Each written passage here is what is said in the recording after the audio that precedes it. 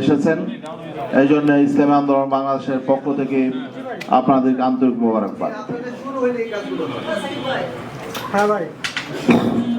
এই জনপ্রত্যাশার বাংলাদেশ শীর্ষক আজকের ইশতেহার ঘোষণা অনুষ্ঠানে ইসলামী আন্দোলন বাংলাদেশের মোতামির হযরত পীর সাহেব চরমনাইর পাশাপাশি উপস্থিত আছেন ইসলামী আন্দোলন বাংলাদেশের প্রেসিডিয়ামের অন্যতম সদস্য অধ্যাপক আশরাফ আলী আকন, উপস্থিত আছেন প্রেসিডিয়ামের অন্যতম সদস্য অধ্যাপক মাহবুবুর রহমান, উপস্থিত আছেন ইসলামী আন্দোলনের অন্যতম যুগ্ম মহাসচিব অধ্যক্ষ হাফেজ মাওলানা ফজলে বারী মাসুদ, উপস্থিত আছেন সহকারী মহাসচিব মাওলানা আহমদ আব্দুল কাইয়ুম, উপস্থিত আছেন সহকারী মহাসচিব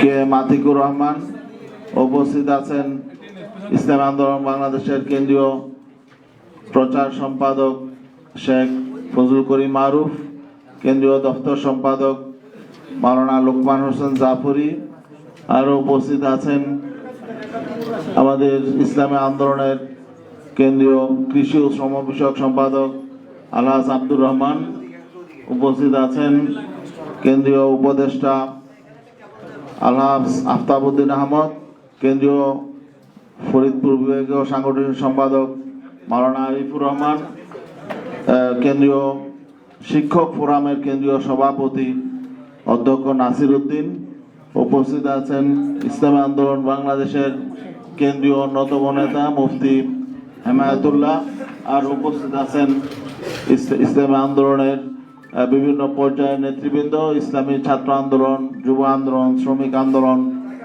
এবং জাতীয় উলামা শায়েখ আইম্মা পরিষদের নেতৃবৃন্দ, উপস্থিত আছেন জাতীয় উলামা শায়েখ আইম্মা পরিষদের সম্মানিত সাধারণ সম্পাদক মুফতি রেজাউল করিম আবরার, অন্যান্য নেতৃবৃন্দ উপস্থিত আছেন।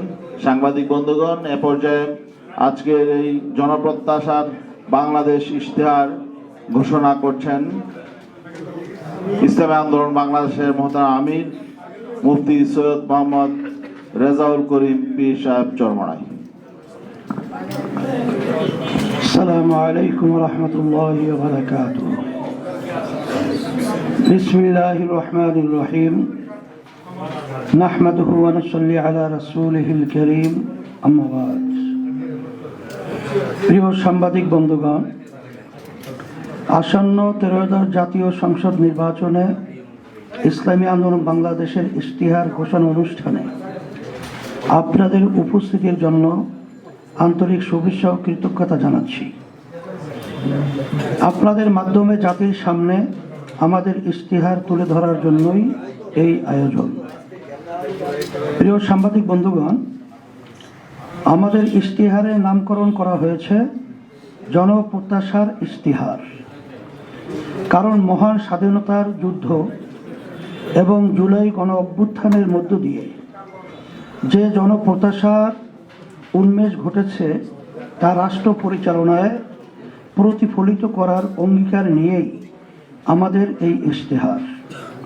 প্রিয় সাংবাদিক বন্ধুগণ, নির্বাচনের মাধ্যমে রাষ্ট্রের পরিচালক ও রাষ্ট্রের নীতি নির্ধারণ হয়, আর নির্বাচনের আগে ইশতেহারের মাধ্যমে জাতির সামনে দলের নীতি ভাবনা ও দেশ গঠনের রূপরেখা উপস্থাপন করা হয়। আসন্ন 13শ জাতীয় সংসদ নির্বাচনে ইসলামী আন্দোলন বাংলাদেশ তার নীতি ভাবনা ও দেশ গঠনের রূপরেখা ও কর্মসূচি উপস্থাপন করার জন্যই এই ইশতেহার পেশ করছে। ইসলামী আন্দোলন বাংলাদেশের ইশতেহার জাতির সাথে একটি প্রতিজ্ঞা। আপনাদের সমর্থনে রাষ্ট্র ক্ষমতায় অধিষ্ঠিত হলে, আল্লাহর রহমতে এবং আপনাদের সমর্থনে রাষ্ট্রীয় ক্ষমতায় অধিষ্ঠিত হলে এই ইশতেহারের প্রতিটি ধারা বাস্তবায়নে ইসলামী আন্দোলন বাংলাদেশ দৃঢ় প্রতিজ্ঞা থাকবে ইনশাআল্লাহ। 24 জুলাই শুরু হওয়া এই ছাত্র আন্দোলনের ধারাবাহিকতায় গণ অভ্যুত্থান সংগঠিত হয়। 2000-এর বেশি মানুষের মৃত্যু, হাজার হাজার নাগরিকের পঙ্গুত্ব ও অন্ধত্বের বিনিময়ে জুলুমশাহীর পতন ঘটে। আমরা মহান স্বাধীনতা যুদ্ধ ও জুলাইয়ের গণ অভ্যুত্থানের অংশগ্রহণকারী আহত আত্ম উৎসর্গকারীদের প্রতি সম্মান ও শ্রদ্ধা জ্ঞাপন করছি। প্রিয় সাংবাদিক বন্ধুগণ, ইশতেহারকে আমরা 3টি অধ্যায় উপস্থাপন করছি। রাষ্ট্র গঠনে আমাদের নীতিগত অবস্থান, রাষ্ট্র সংস্কারে আমাদের পরিকল্পনা, খাত ভিত্তিক উন্নয়ন পরিকল্পনা।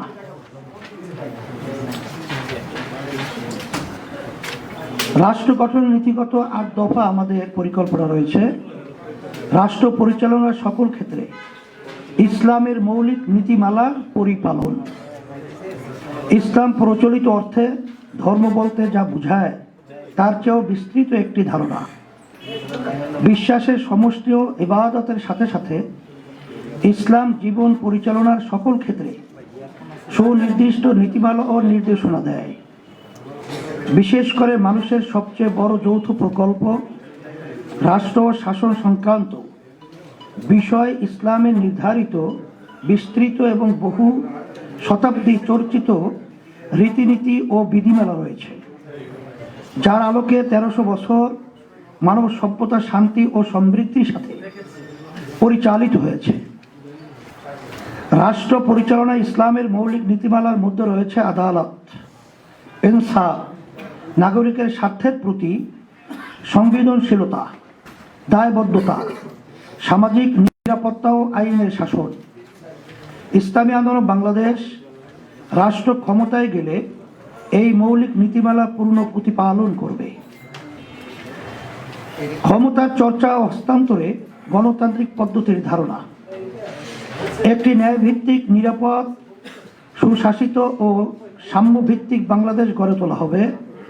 শাসন ও রাষ্ট্র সংক্রান্ত ইসলামের ধারণায় ক্ষমতার চর্চা হয় না, বরং দায়িত্ব পালন এর মনোভাব প্রাধান্য বিস্তার করে। নাগরিকের সাথে শাসকের সম্পর্ক ক্ষমতার সম্পর্ক না, বরং দায়িত্ব এর সম্পর্ক বিরাজ করে। এই নীতিবোধ থেকে রাষ্ট্র পরিচালনা করা হবে এবং দায়িত্ব হস্তান্তরে আগ্রহী দৃষ্টিভঙ্গি লালন করা হবে। ক্ষমতা হস্তান্তর কেন্দ্রিক অস্থিরতা থেকে দেশকে বের করে আনা হবে। ভোটাধিকার ও গণতান্ত্রিক মূল্যবোধ চর্চিত হবে। রাষ্ট্রের বিভিন্ন প্রতিষ্ঠানের ভূমিকা, ক্ষমতা ও জবাবদিহিতা এবং ক্ষমতার ভারসাম্য সাংবিধানিকভাবে স্পষ্ট করা হবে, যাতে নির্বাহী আধিপত্য ও রাজনৈতিক হস্তক্ষেপ কমে। জাতীয় স্বার্থ, নাগরিক অধিকার ও রাষ্ট্রের দায়িত্বশীল আচরণ রক্ষায় সাংবিধানিক প্রতিষ্ঠানগুলোর স্বাধীনতা ও কার্যকারিতা নিশ্চিত করতে হবে। সকল ধর্ম, ক্ষুদ্র নৃগোষ্ঠীর অধিকার সম্মান রক্ষায় প্রতিশ্রুতি। ইসলামী আন্দোলন বাংলাদেশ দেশের সকল মানুষকে সমান অধিকার ও মর্যাদা সম্পন্ন নাগরিক হিসাবে বিবেচনা করে। ধর্ম বা জাতি বিবেচনায় কাউকে সংখ্যালঘু বা সংখ্যাগুরু বিবেচনা করবে না।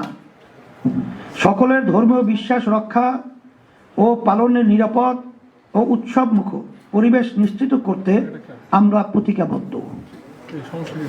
ক্ষুদ্র নৃগোষ্ঠীর ভাষা ও সংস্কৃতির প্রতি এক ধরনের হুমকি থাকায় তা রক্ষায় বিশেষ কর্ম পরিকল্পনা নেওয়া হবে। সাম্প্রতিক সময়ে রাজনৈতিক ও সামাজিক সহিংসতা বৃদ্ধির প্রেক্ষাপটে সহনশীলতা ও পরমত সহিংসতা রক্ষায় কার্যকর ও দৃশ্যমান ব্যবস্থা নেওয়া হবে। পারস্পরিক সম্মান ও সহযোগিতামূলক বৈদেশিক সম্পর্ক। ইসলাম প্রতিবেশীর সাথে আস্থার ও কল্যাণকামিতা সম্পর্ক গড়ার নির্দেশ দেয়। প্রতিবেশীর প্রতি শত্রুতামূলক আচরণ থেকে নিষেধ করে। ফলে ইসলামী আন্দোলন বাংলাদেশ ঘোষণা করছে যে বাংলাদেশ তার সকল প্রতিবেশী ও বিশ্বের অপরাপর রাষ্ট্রের সাথে পারস্পরিক সম্মান ও সহযোগিতার সম্পর্ক গড়ে তুলবে। ব্যবসা বাণিজ্য, প্রযুক্তি, জ্ঞান ও সংস্কৃতির আদান প্রদানে বিশেষ গুরুত্ব প্রদান করবে। বাংলাদেশের ভূমি ব্যবহার করে কোনো দেশের কোনো ক্ষতি হতে দেওয়া হবে না। মুসলিম উম্মাহের পারস্পরিক সমৃদ্ধি ও নিরাপত্তা নিশ্চিত করতে প্রয়োজনীয় পদক্ষেপ নেওয়া হবে। বাংলাদেশের আঞ্চলিক ও বৈশ্বিক সম্পর্ককে শান্তিপূর্ণ, ভারসাম্যপূর্ণ ও জাতীয় স্বার্থ সংরক্ষণমুখী করা হবে, যাতে রাষ্ট্রের নিরাপত্তা, উন্নয়ন ও মর্যাদা সুসংহত থাকে। সুশাসন, স্বচ্ছতা ও জবাবদিহিতা। রাষ্ট্র পরিচালনায় সুশাসন, স্বচ্ছতা ও গণতান্ত্রিক জবাবদিহিতা প্রতিষ্ঠা করা হবে। দক্ষ ও নিরপেক্ষ প্রশাসন গড়ে তোলা হবে এবং রাষ্ট্রীয় প্রতিষ্ঠানসমূহকে পেশাদারিত্ব, নৈতিকতা ও দায়িত্বশীলতার সঙ্গে কাজ করতে বাধ্য করা হবে। রাষ্ট্র পরিচালনা নাগরিক ও সামাজিক দায়বদ্ধতা এবং জনমতের প্রতি সম্মান নিশ্চিত করা হবে, যাতে নীতি প্রণয়ন ও বাস্তবায়ন জনস্বার্থের সঙ্গে সামঞ্জস্যপূর্ণ হয়। সংবিধানে নির্ধারিত ন্যায়পাল প্রতিষ্ঠান অবিলম্বে কার্যকর করা হবে এবং তাকে প্রকৃত অর্থে স্বাধীন ও ক্ষমতাবান করা হবে। সরকারি ও উন্নয়ন প্রকল্পে বরাদ্দ, ব্যয় ও বাস্তবায়নের অগ্রগতির তথ্য একটি উন্মুক্ত ডিজিটাল প্ল্যাটফর্মে প্রকাশ করা হবে। সব সরকারি দপ্তরে নথি ও ফাইল ব্যবস্থাপনা ধাপে ধাপে সম্পূর্ণ ডিজিটালাইজেশন করা হবে। সংসদ সদস্য ও জনপ্রতিনিধিদের সম্পদের হিসাব দায়িত্ব গ্রহণের শুরুতেই এবং পরবর্তী সময়ে নিয়মিতভাবে প্রকাশ করা হবে। ক্ষেত্র বিশেষ জাতীয় রাজস্ব বোর্ড ও দুদকের সঠিকতা যাচাই করবে। জাতীয় বাজেটের সুষম বণ্টন নিশ্চিত করা হবে এবং স্থানীয় সরকারের বাজেট ও ব্যয়ের বাৎসরিক প্রতিবেদন জনসমক্ষে প্রকাশ বাধ্যতামূলক করা হবে। সামাজিক সুরক্ষা কর্মসূচির উপকারভোগী তালিকা জনসম্মুখে প্রকাশ নিশ্চিত করা হবে। নাগরিকদের অভিযোগ, মতামত ও সেবা সংক্রান্ত সমস্যা জানানোর জন্য একটি কেন্দ্রীয় জবাবদিহিতা পোর্টাল চালু করা হবে। কর্পোরেট খাতে জবাবদিহিতা এবং এনজিও কার্যক্রমে স্বচ্ছতা নিশ্চিত করতে কার্যকর তদারকি ব্যবস্থা গড়ে তোলা হবে। নাগরিক সংগঠনগুলোর স্বাধীনভাবে কাজ করার পরিবেশ নিশ্চিত করতে হবে, যাতে নাগরিক পরিসর সংকুচিত না হয়। বৈষম্য বিরোধিতা ও ন্যায্যতা। রাষ্ট্রচিন্তা, আইন প্রণয়ন ও নীতি নির্ধারণের প্রতিটি স্তরে পিছিয়ে পড়া ও বঞ্চিত জনগোষ্ঠীর বাস্তব অভিজ্ঞতা ও প্রয়োজন প্রতিফলিত করা হবে। বৈষম্যকে একটি কাঠামোগত সমস্যা হিসেবে চিহ্নিত করে তার আইনগত, প্রাতিষ্ঠানিক ও সামাজিক প্রতিকার নিশ্চিত করা হবে। পিছিয়ে পড়া জনগোষ্ঠীর ক্ষমতায়নকে রাষ্ট্রীয় নীতি ও বাজেট প্রণয়নের কেন্দ্রে রাখা হবে। অর্থনৈতিক, সামাজিক, রাজনৈতিক ও আঞ্চলিক সমতা নিশ্চিত করা হবে এবং অন্তর্ভুক্তিমূলক উন্নয়নের পথে সেবা ও সুযোগ প্রাপ্তির কাঠামোগত বাধা দূর করা হবে। একটি কার্যকর বৈষম্য বিরোধী আইন প্রণয়ন ও বাস্তবায়ন করা হবে। জাতীয় মানবাধিকার কমিশনকে স্বাধীন, সক্ষম ও জবাবদিহিমূলক প্রতিষ্ঠান হিসাবে গড়ে তোলা হবে। তৃতীয় লিঙ্গ হিজড়া, জনগোষ্ঠীর রাজনৈতিক অংশগ্রহণ ও সিদ্ধান্ত গ্রহণ প্রক্রিয়ার অর্থবহ ও সম্মানজনক প্রতিনিধিত্ব, ভোটার নিবন্ধন, স্বাস্থ্যসেবা ও সামাজিক সুরক্ষায় পূর্ণ বৈষম্যহীন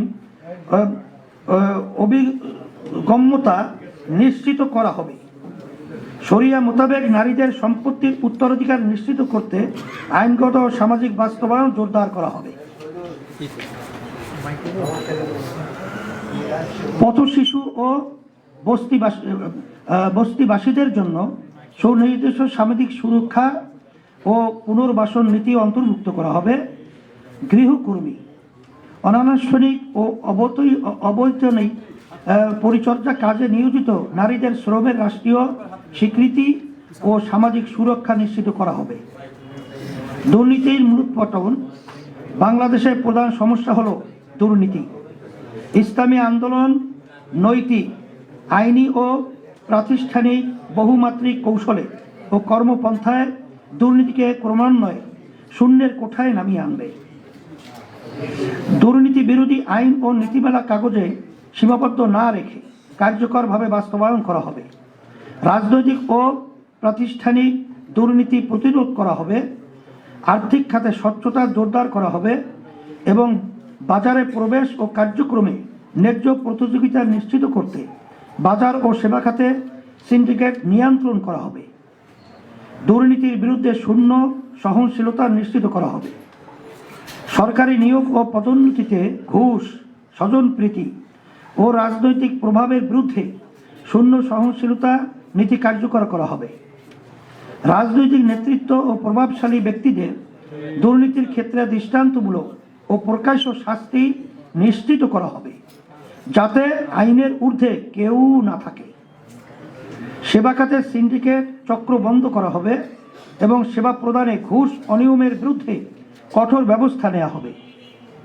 কর ফাঁকি ও আর্থিক খাতের অনিয়ম রোধে কার্যকর নজরদারি ও দৃষ্টান্তমূলক শাস্তি নিশ্চিত করা হবে। নারীর মর্যাদা ও অধিকার প্রতিষ্ঠা। ইসলামী আন্দোলন বাংলাদেশ নারীর প্রতি দায়বোধ করে এবং নারীর বিদ্যমান পরিস্থিতি যে সমস্যাজনক তাও স্বীকার করে। সেজন্য নারীর মর্যাদা ও অধিকার প্রতিষ্ঠায় এই ভূমির হাজার বছরের বোধবিশ্বাস ও ঐতিহ্যের আলোকে করণীয় সকল পদক্ষেপ গ্রহণ করবে। এখানে উল্লেখ্য যে বিদ্যমান চিন্তা কাঠামোতে শরিয়া ও নারীকে পরস্পর বিরোধী হিসেবে বিবেচনা করা হয়। আমরা দৃঢ়তার সাথে বলতে চাই যে নারীর কর্মসংস্থান, অধিকার, মর্যাদা ও স্বাধীনতার জন্য ইসলামী সবচেয়ে কার্যকর নীতি। আমাদের ইশতিহারের পরতে পরতে তার প্রতিফলন দেখা যাবে ইনশাআল্লাহ। প্রিয় সাংবাদিক বন্ধুগণ, রাষ্ট্র গঠনে আমরা 6 দফা কার্যক্রম হাতে নিয়েছি। সেগুলো হলো মহান মুক্তিযুদ্ধ ও জুলাই গণ অভ্যুত্থানের প্রতি দায়বদ্ধতা। ইসলামী আন্দোলন এই ব্যাপারে তার প্রতিজ্ঞা পুনর্ব্যক্ত করছে যে মহান মুক্তিযুদ্ধ ও জুলাই গণ অভ্যুত্থানের প্রত্যাশা পুরো মাত্রায় বাস্তবায়ন করা হবে।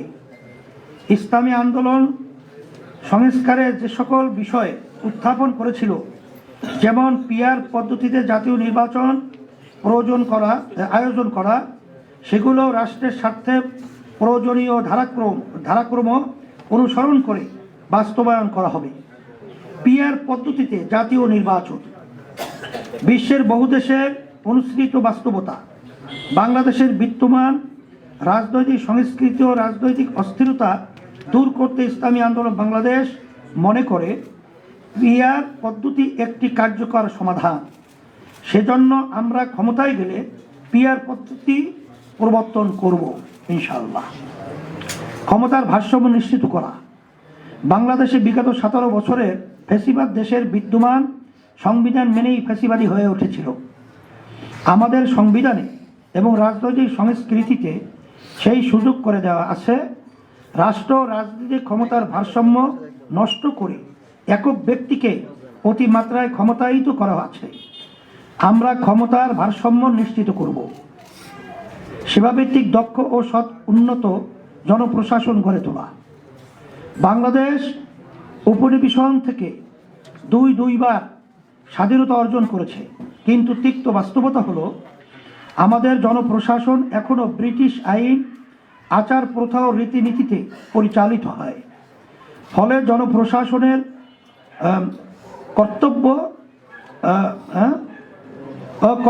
কর্তব্যরতরা নিজেদেরকে জনতার সেবক না ভেবে প্রভু ভাবেন।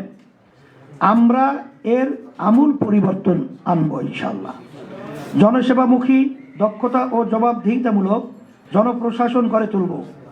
উন্নয়ন কর্মকাণ্ডের উৎকর্ষতা একটি দক্ষ, সৎ ও কার্যকর প্রশাসনের উপর অনেকাংশে নির্ভরশীল।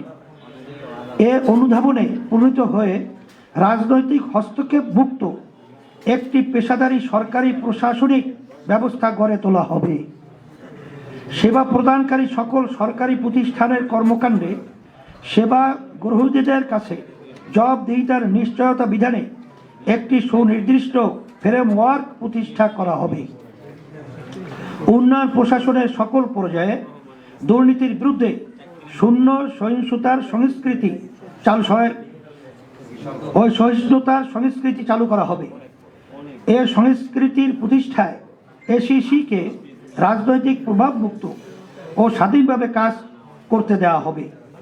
সরকারি ব্যয় স্বচ্ছতা ও জবাবদিহিতার নিশ্চয়তা বিধানে সরকারি ক্রয়,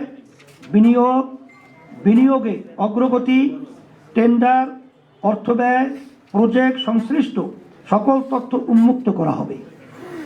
সরকারি ব্যয়ের অগ্রাধিকার নির্ধারণ ও ব্যয়ের দক্ষতা ও উৎকর্ষতা বৃদ্ধির লক্ষ্যে পাবলিক এক্সপেন্ডিচার রিভিউ কমিশন গঠন করা হবে। রাজস্ব স্পেস এর সম্প্রসারণ। রাজস্ব ব্যবস্থাপনায় পরিবর্তনের লক্ষ্য হবে রাজস্ব আয় জিডিপি হারের উল্লেখযোগ্য বৃদ্ধি, যাতে আগামী 5 বছরে এ হার দক্ষিণ এশিয়ার গড় হারের সমপর্যায়ে 14 থেকে 15% উন্নতি করা সম্ভব হয়। রাজস্ব ব্যবস্থাপনার উৎকর্ষতা বিধানে এনবিআরএ যেসব সংস্কার কার্যক্রম গৃহীত হয়েছে সেগুলির বাস্তবায়ন করা হবে। সরকারি মালিকানায় যেসব প্রতিষ্ঠান এসওই আছে সেগুলির কার্যক্রম, অর্থায়ন, আর্থিক অবস্থা ইত্যাদি পরিবেক্ষণ ও মূল্যায়নপূর্বক লভ্যতা ও সামাজিক উপযোগিতার নিরিখে এগুলোর ভবিষ্যৎ সম্বন্ধে সিদ্ধান্ত গ্রহণ করা হবে ইনশাআল্লাহ। রাজস্ব আহরণের সকল পর্যায়ে প্রযুক্তিকে প্রাধান্য দিয়ে বিনিয়োগ করা হবে, যাতে সমন্বিতভাবে তথ্য আহরণ সম্ভব হয়, কর প্রদান সহজতর হয় এবং ব্যয় ও আয়ের সমন্বয় বিধানের মাধ্যমে কর ফাঁকি দূর করা যায়। স্বনির্ভর, শক্তিশালী ও বহুমাত্রিক ডিফেন্স সিস্টেম গড়ে তোলা। বাংলাদেশ একটি স্বাধীন দেশ। বর্তমান বিশ্ব ব্যবস্থায় স্বাধীনতা টিকিয়ে রাখা দুষ্কর। মতাদর্শগত ভিন্নতার কারণে অন্য দেশের সার্বভৌমত্ব লঙ্ঘন করার ঘটনা খুবই সাধারণ ঘটনায় পরিণত হয়েছে। সেজন্য আমরা স্বনির্ভর ও শক্তিশালী প্রতিরক্ষা ব্যবস্থা গড়ে তুলব। আকাশ, নৌ ও স্থল বাহিনীর সক্ষমতা বিশ্বমানের করে তুলব ইনশাআল্লাহ। প্রিয় সাংবাদিক বন্ধুগণ, ইশতেহারের মৌলিক অংশগুলো আপনাদের সামনে শিরোনাম আকারে তুলে ধরছি। দেশের স্থায়ী শান্তি ও মানবতার সার্বিক মুক্তির লক্ষ্যে রাজনীতিতে গুণগত পরিবর্তন, দুর্নীতি, দুঃশাসন, সন্ত্রাস, চাঁদাবাজি, দখলবাজি, মাদক মুক্ত কল্যাণ রাষ্ট্র প্রতিষ্ঠা, সাম্য, মানবিক মর্যাদা, সুশাসন ও ন্যায় বিচার প্রতিষ্ঠা, রাষ্ট্র পরিচালনায় সর্বত্র শরিয়ার প্রাধান্য, কৃষি ও শিল্প বিপ্লব ঘটিয়ে বেকার ও দারিদ্র্যমুক্ত এবং অর্থনৈতিক সমৃদ্ধশালী দেশ গঠন, নৈতিকতার সমৃদ্ধ কর্মসূচি, বিজ্ঞান ভিত্তিক শিক্ষা ব্যবস্থা, সার্বজনীন কর্মসংস্থান, পর্যায়ক্রমিক রাষ্ট্র সংস্কার, মহান মুক্তিযুদ্ধ, জুলাই গণঅভ্যুত্থানের প্রত্যাশার প্রতি দায়বদ্ধতা, আর্থিক, সামাজিক ও কূটনৈতিক সক্ষমতা বৃদ্ধি, নারী, শ্রমিক ও প্রান্তিক জনগোষ্ঠীর অধিকার সহ সকল জনগোষ্ঠীর মৌলিক ও মানবাধিকারের সুরক্ষা, রাষ্ট্র, সমাজ ও অর্থনীতিতে বৈষম্য বিলোপ, রাষ্ট্র, সমাজ ও অর্থনীতিতে বৈষম্য বিলোপ, সকলের জন্য সাশ্রয়ী ও উন্নত স্বাস্থ্য ব্যবস্থা, পরিবেশ দূষণ রোধ, দুর্যোগ ব্যবস্থাপনা ও জলবায়ু ও অভিঘাত ব্যবস্থাপনায় গুরুত্ব, ধর্মীয় স্বাধীনতা, নিরাপত্তা ও পারস্পরিক সহাবস্থান।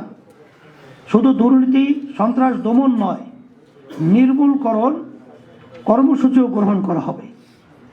শুধু আইনের শাসন নয়, ন্যায় শাসন প্রতিষ্ঠা, জনমতের যথার্থ প্রতিফলন, সুষ্ঠু নির্বাচন ও কার্যকর সংসদ প্রতিষ্ঠার লক্ষ্যে পিআর, প্রপোর্শনাল রিপ্রেজেন্টেশন এই পদ্ধতি বাস্তবায়ন, মানুষের সার্বিক কল্যাণ প্রতিষ্ঠায় ধর্ম ও রাজনীতির সমন্বয় করা, দুর্নীতি, সন্ত্রাস খুন ও অনৈতিক পেশার সাথে জড়িতদের রাজনীতিতে নিষিদ্ধ করো। খুন, গুম, মিথ্যা, গায়েবী মামলা, জুলুম, নির্যাতন ও দুঃশাসনের বিলোপ। জনগণের বাক স্বাধীনতা এবং গণমাধ্যমের নিরাপত্তা ও স্বাধীনতা নিশ্চিত করা। নারীদের শুধু সম অধিকার নয়, অগ্রাধিকার প্রতিষ্ঠা করা হবে ইনশাআল্লাহ।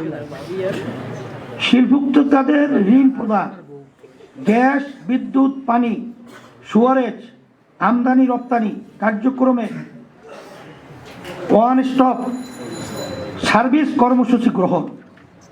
সকল শিক্ষা প্রতিষ্ঠানকে জাতীয়করণ করা। মৎস্য ও প্রাণী সম্পদ খাতে বিদ্যমান সমস্যা দূর করে এই খাতে বাংলাদেশকে স্বয়ং সম্পূর্ণ ও বৈশ্বিকভাবে উন্নতি করা হবে ইনশাআল্লাহ। সড়ককে নিরাপদ করার জন্য প্রয়োজনীয় সকল ব্যবস্থা গ্রহণ করা। বাংলাদেশকে 15 বছরের মধ্যে উন্নত ও কল্যাণ রাষ্ট্রে পরিণত করা। শ্রমের মর্যাদা, শ্রমিকের ন্যায্য অধিকার প্রতিষ্ঠা। সরকারি চাকরিজীবীদের জাতীয় পে স্কেল যুগোপযোগী এবং সর্বোচ্চ সম্মানজনক করা হবে ইনশাআল্লাহ। প্রিয় সাংবাদিক বন্ধুগণ, নাগরিকের জরুরি সেবা নিশ্চিত করতে আমরা 12 দফা বিশেষ কর্মসূচি হাতে নিয়েছি। সেগুলো হলো: বিশেষ কর্মসূচি প্রতি মাসে 5,000 টাকা হত দরিদ্র ও ঝুঁকিপূর্ণ জনগোষ্ঠীর জন্য নগদ সহায়তা। প্রাথমিক স্তরের সকল শিক্ষার্থীর জন্য প্রতিদিন একবেলা করে পুষ্টিকর খাবার। 18 থেকে 24 বছরের যুবদের জন্য সুদমুক্ত জামানতবিহীন এককালীন ঋণের ব্যবস্থা করা। সার্বজনীন স্বাস্থ্য সুরক্ষা কর্মসূচি বা স্বাস্থ্য কার্ড। এইবার ভর্তুকি মূল্যে কৃষি উপকরণ দেয়া ও বিভিন্ন সেবা সহজে পৌঁছাতে কৃষি কার্ড চালু করা।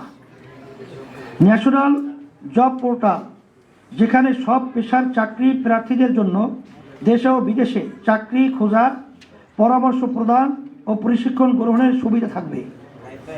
কর্মজীবী মায়েদের জন্য প্রয়োজনীয় সংখ্যক দিবাযত্ন কেন্দ্র গড়ে তোলা।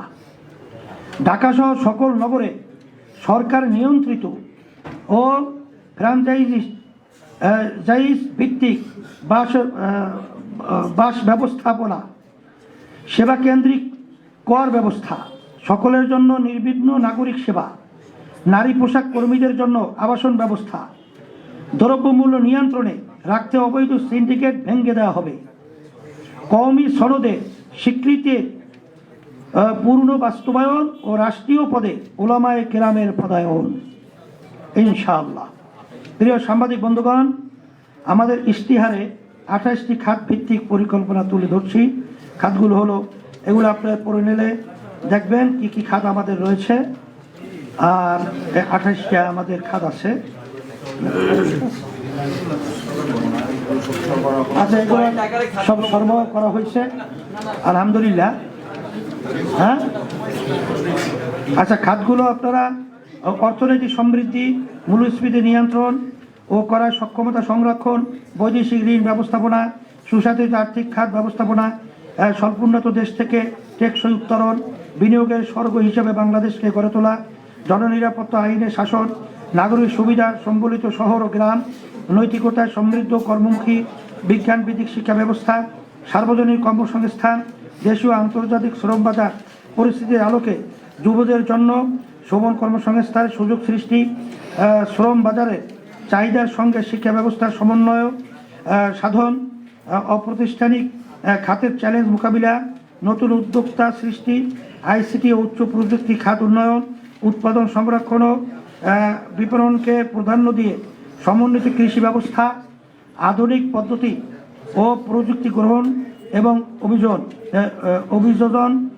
অর্থায়ন ও প্রণোদনা, ক্ষুদ্র ও পিছিয়ে পড়া কৃষকের জন্য করণীয়, প্রবাসী কল্যাণ, অভিবাসন সংশ্লিষ্ট চ্যালেঞ্জ মোকাবিলা, সার্বজনীন উন্নত ও সাশ্রয়ী চিকিৎসা ব্যবস্থা, সাশ্রয়ী ও মানসম্মত ওষুধ নিশ্চিতকরণ, অসুবিধাগ্রস্ত জনগোষ্ঠীর স্বাস্থ্যসেবায় বিশেষ উদ্যোগ, সরকারি সেবা ব্যবস্থায় দক্ষতা ও কার্যকারিতা বৃদ্ধি, সিনিয়র সিটিজেন ম্যানেজমেন্ট, আঞ্চলিক উন্নয়ন ভারসাম্য, পার্বত্য চট্টগ্রাম অঞ্চল, রংপুর অঞ্চল, বরেন্দ্র অঞ্চল, খুলনা বরিশাল অঞ্চল, নদী ভাঙ্গল ও হাওর অঞ্চল বাংলাদেশ হবে বিশ্ব পর্যটনের রাজধানী। নিরাপদ ও বহুমাত্রিক যোগাযোগ ব্যবস্থা গড়ে তোলা, সবার জন্য সাশ্রয়ী দূষণমুক্ত জ্বালানির নিশ্চয়তা, অভ্যন্তরীণ প্রাকৃতিক গ্যাসের উন্নয়নে অগ্রাধিকার প্রদান, আর্থিক চাপ হ্রাস এবং জ্বালানি ন্যায় বিচার প্রতিষ্ঠা, জাতীয় স্বার্থের চাহিদা পূরণে সুপরিকল্পিত স্বচ্ছ নীতি প্রণয়ন, পরিবেশ জলবায়ু ও বনরক্ষায় দেশীয় বাস্তবতা ও আন্তর্জাতিক প্রোটোকল অনুসরণ করা, গৃহায়ন ও গণপূর্ত, তথ্য ও সম্প্রচার, শ্রম ও কর্মসংস্থান, স্থানীয় সরকার প্রতিষ্ঠানের শক্তিশালীকরণ এবং ক্ষমতার বিকেন্দ্রীকরণ, আধুনিক টেকসই ও স্বাস্থ্যসম্মত পয় নিষ্কাশন ব্যবস্থা, জলবায়ু পরিবর্তন, দুর্যোগ ব্যবস্থাপনা ও ত্রাণ, পানি সম্পদ ব্যবস্থাপনা, জুলাই গণ অভ্যুত্থান ও মুক্তিযুদ্ধ। আল্লাহ রাব্বুল আলামিন আমাদেরকে বিজয় করে এই আশা পূরণ করার তৌফিক দান করুন। একটু আমি বলি, এখানে আপনারা লক্ষ্য করেছেন যে আপনাদের কাছে ইশতেহারের একটা কপি দেওয়া হয়েছে, কিন্তু হুজুরের যে ইশতেহারটা পাঠ করলেন এটা পাঠের সুবিধার জন্য একটু ভিন্নভাবে বিন্যস্ত করা হয়েছে এবং কিছু সংক্ষেপ করা হয়েছে, আর সর্বশেষ সামান্য কিছু বিষয় সংযোজন করা হয়েছে। তো হুজুর যে ইশতেহারটা পাঠ করলেন সেটাও সব মিডিয়া হাউসে আমরা পাঠিয়ে দিব, আর আমাদের পূর্ণাঙ্গ ইশতেহারের একটা বই আকারে আপনাদের কাছে দেওয়া হয়েছে। তো এখন নেতৃবৃন্দ ইশতেহারটা নিয়ে একটু দাঁড়াবেন, একটু ফটো সেশন হবে, তারপরে আপনাদের প্রশ্ন উত্তরে যাব আমরা ইনশাআল্লাহ। তাই তো হবে।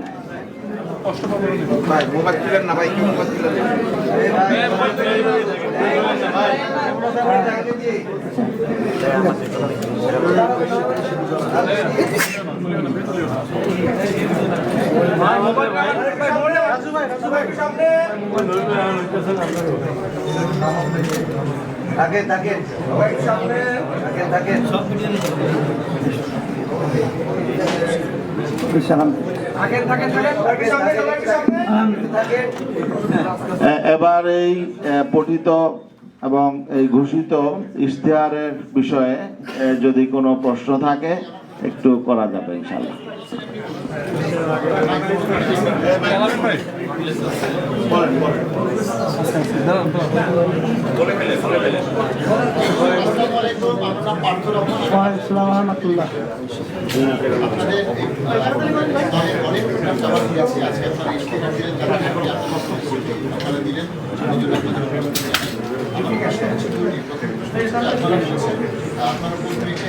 আপনাদের ভূমিকা আপনারা তুলে ধরেছেন, আবার যে তিনটি ভাগে আপনারা মোট 42 দফা আপনারা তুলে ধরেছেন। আমরা কি বলবো, 42 দফা ইস্তেহার করলেন নাকি 42 দফা? এটা প্রশ্ন হচ্ছে যে ইসলামী দলগুলো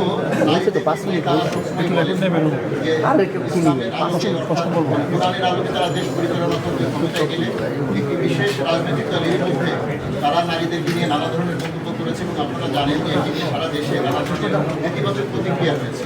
আপনারা আপনাদের ইশতেহারে 55 পৃষ্ঠা বলেছেন, 55 পৃষ্ঠা বলেছেন যে আমাদের ইশতেহারে আমরা বিগত সময়ে বলতে চাই যে নারীর কর্মসংস্থান, অধিকার, মর্যাদা ও স্বাধীনতা আন্দোলন ইসলাম শক্তি কার্যকর।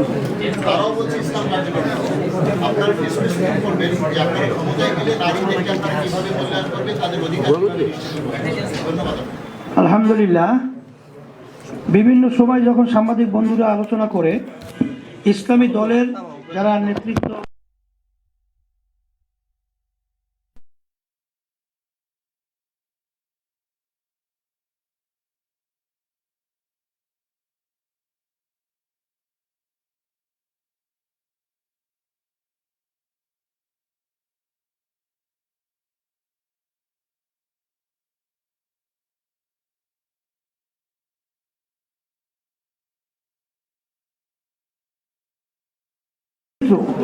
তাদের ইতিহাস আজকে জাতির সামনে এরকম দিবালোকের মতো পরিষ্কার হয়ে গেছে যে তারা মেয়েদেরকে নিয়ে কত জঘন্যতম, ঘৃণ্য এবং লজ্জাজনক ভাবে তারা নারীদেরকে ব্যবহার করে এবং কিভাবে তাদেরকে অবমূল্যায়ন করে, এটা আজকে বিশ্বের কাছে প্রকাশিত হয়েছে। যার কারণে আমরা পরিষ্কার বলবো আমার সাংবাদিক বন্ধুদেরকে এবং যারা এই ঘরানার চিন্তায় আছেন ইসলামই হলো একমাত্র নারীর মর্যাদা নিশ্চিত, সম্মান, সুরক্ষা একমাত্র নীতি আদর্শ। আর আপনি যে প্রশ্ন করছেন, আমাদের মৌলিক আজকে যে ইশতেহার ঘোষণা করেছি, মৌলিক হলো আমাদের 30 দফা, আর 42টা যে আপনার পয়েন্ট রয়েছে, এর প্রতিটা ভিন্ন ভিন্ন ব্যাখ্যা আমাদের বইয়ের ভিতরে ইশতেহারে দেওয়া আছে।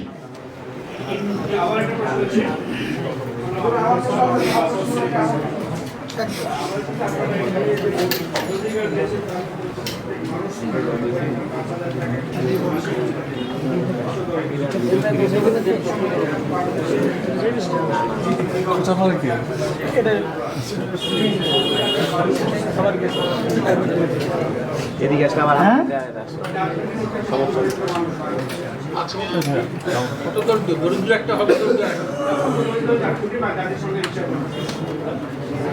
আলহামদুলিল্লাহ, আপনার যে প্রশ্ন, হ্যাঁ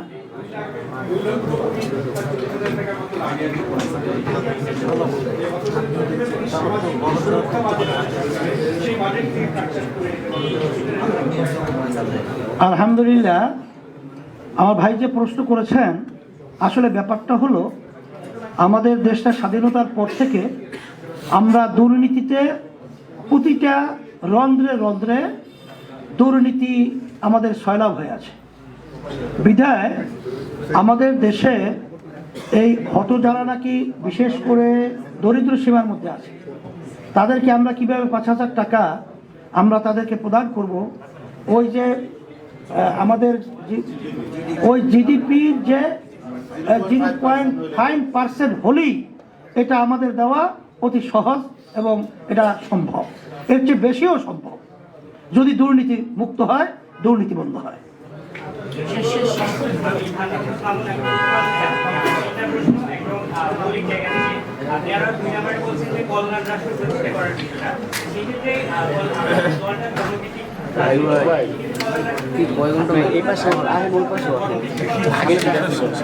কয়েক সেকেন্ড নিব, কয়েক সেকেন্ড নেবেন, আমার তো নিতে হবে ভাই, কি করবো বলেন, হালকা তো নিচে রাখেন।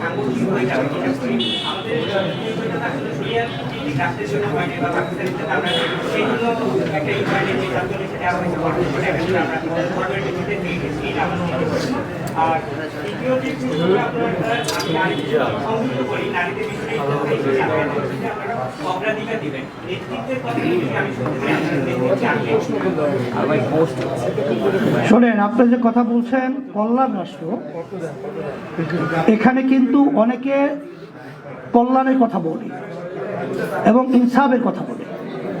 আমরা পরিষ্কার বিভিন্ন জায়গায় বলে থাকি বা এখনো বলছি, আমরা কল্যাণ রাষ্ট্র করব ইসলামের নীতি আদর্শের আলোকে, এবং আমরা ইনসাফ প্রতিষ্ঠিত করব ইসলামী নীতি আদর্শের ইসলাম।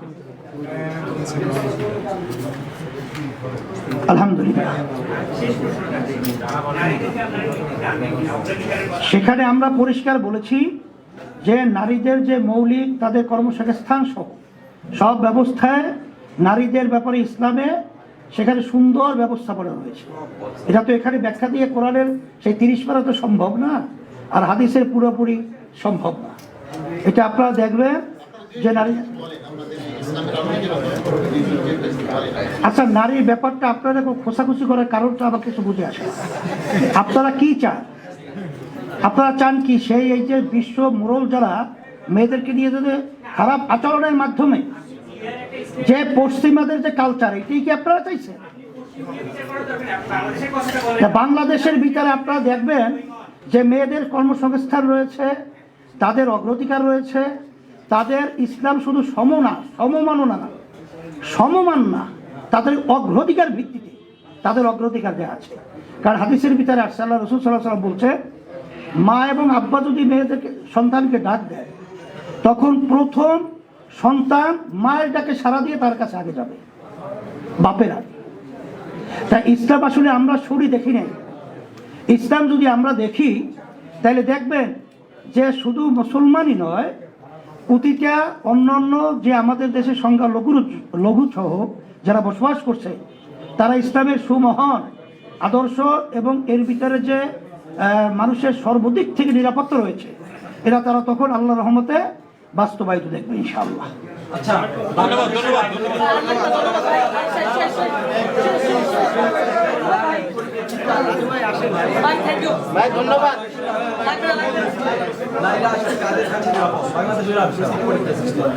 বাংলাদেশে রাজনৈতিক বর্তমান অবস্থায় নারীরা ইসলামের কাছে সবচেয়ে বড় নিরাপদ।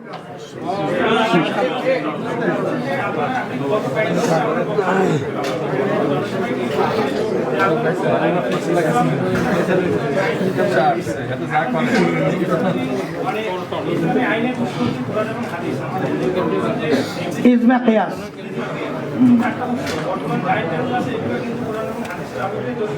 অনেকগুলো আছে। শোনেন, ইসলাম ওই যে ইজমা কিয়াস বলছি না, ওই ইজমা কিয়াসের মধ্যে মানে সময়ের ব্যবধানতায় যেটা ইসলামের সাথে সাংঘর্ষিক না, মানুষের ক্ষতিকারক না, সেটা ইসলাম বৈধতা দিয়েছে। সময় প্রয়োজনে সেই আলোকেই আমরা ওইভাবে ব্যবস্থাপনা নেব ইনশাআল্লাহ।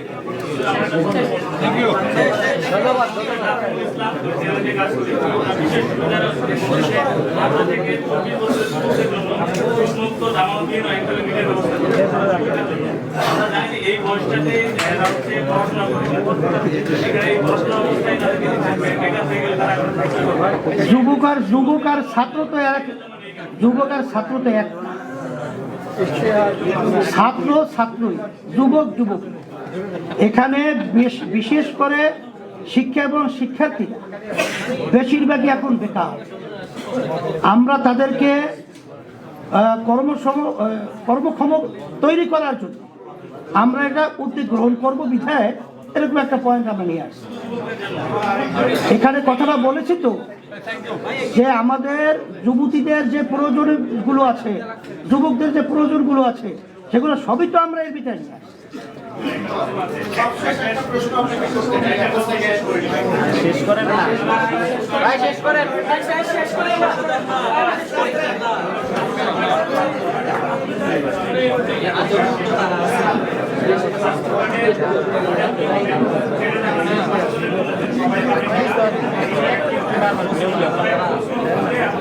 কেন, কি কারণে?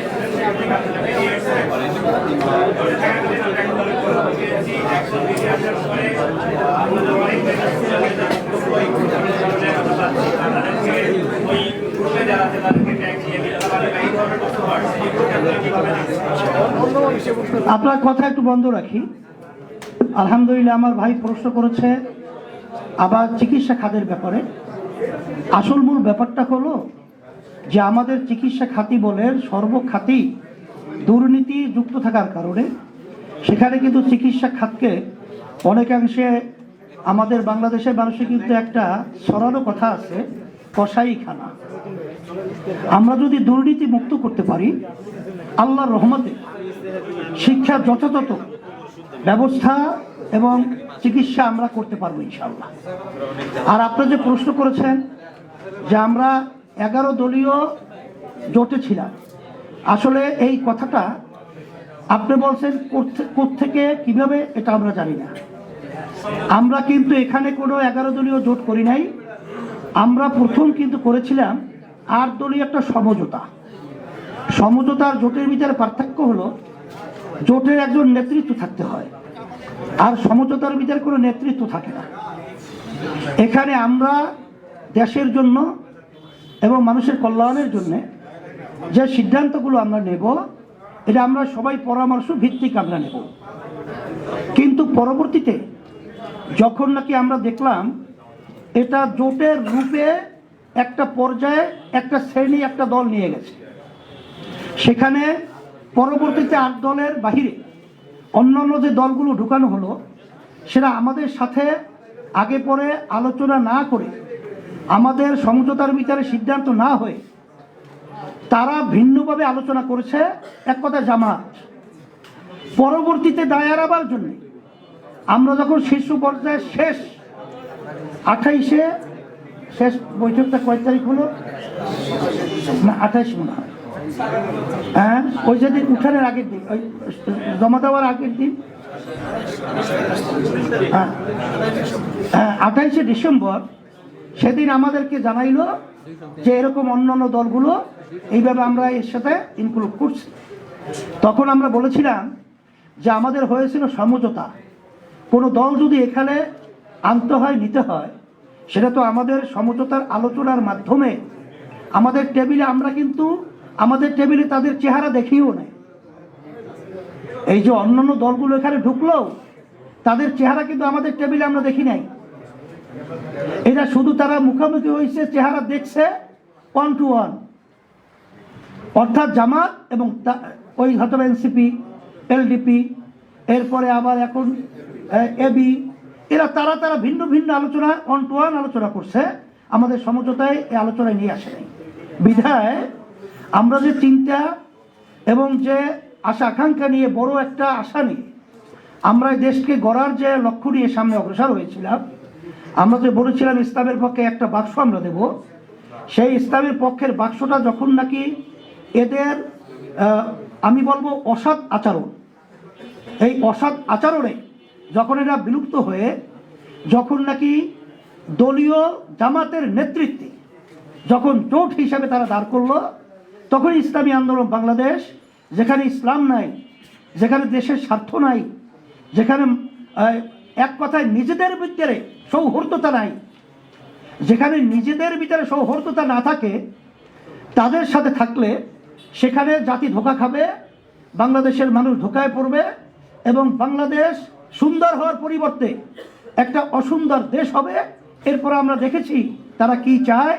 তারা বিভিন্ন জায়গায় দেখেছি আমেরিকার সাথে তারা গোপনে বৈঠক করে, সেখানে আমাদেরকে উগ্রবাদী হিসাবে সেখানে তারা উপস্থাপন করেছে। আমাদের কোনো বাংলাদেশের কোনো দলীয় নেতারা আজ পর্যন্ত বাংলাদেশে জঙ্গি আছে, উগ্রবাদী আছে, কোনো নেতা বলছেন এরকম ইতিহাস বাংলাদেশে নাই, কারণ বাংলাদেশকে কেউ কলঙ্ক করতে চায় নাই।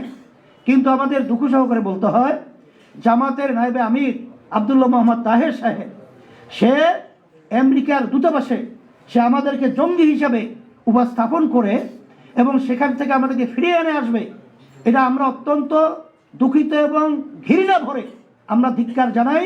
কারণ আমাদের ইসলামী আন্দোলন বাংলাদেশ প্রতিষ্ঠিত হয়েছে 1987 সালে, আজ পর্যন্ত অদ্যাবধি পর্যন্ত আমাদের কোনো কর্মকাণ্ড আপনারা পরিষ্কার জানেন যে সবাই এই কথা অকপটে স্বীকার করতে বাধ্য যে আমাদের থেকে সেদিনকারও যে বিভিন্ন সংস্থা জরিপ করেছে, সেখানে একমাত্র একটাই রাজনৈতিক দল হিসাবে জিরো টলারেন্স, যে এখানে একটাই দল যেটা দুর্নীতি মুক্ত, সে দলটা হলো ইসলামী আন্দোলন বাংলাদেশ।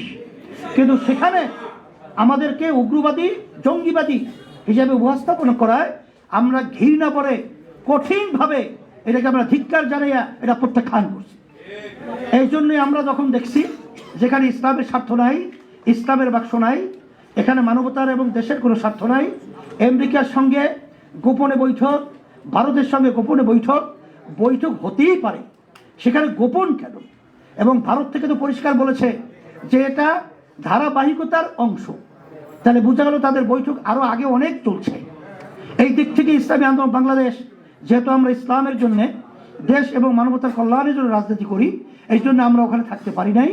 আমরা এককভাবে আমরা হাত পাকা প্রতীক নিয়ে ইসলামী আন্দোলন এখন 258 আসনে আমরা নির্বাচন করছি। আলহামদুলিল্লাহ। অনেকে হয়তো মনে করতে পারেন যে আমরা একা হয়ে গেছি, না, আমরা একা হই নাই। আল্লাহর রহমতে আমাদের সাথে আল্লাহ আছে, আল্লাহর রহমতে আমাদের সাথে দেশ প্রেমিকরা আছে এবং ইসলাম যারা ভালোবাসে তারা আছে, সম্মানিত ওলামায়ে কেরামরা আছে। এই জন্য আমরা সারা দেশের ভিতরে সর্বশ্রেণী, সর্বমহলে, এমনকি সংখ্যালঘুদের কাছেও আমাদের গ্রহণযোগ্যতা এবং আন্তরিকতা আমরা অনেক পাইতেছি এবং আল্লাহর রহমতে আশা করি যে আল্লাহর রহমতে আমরা বিজয় হব ইনশাআল্লাহ। ধন্যবাদ সবাইকে এবং আপনাদের সকলকে দেশ এবং মানবতার কল্যাণ, ইসলামের কল্যাণে আপনারা সবাইকে ভালো থাকবেন।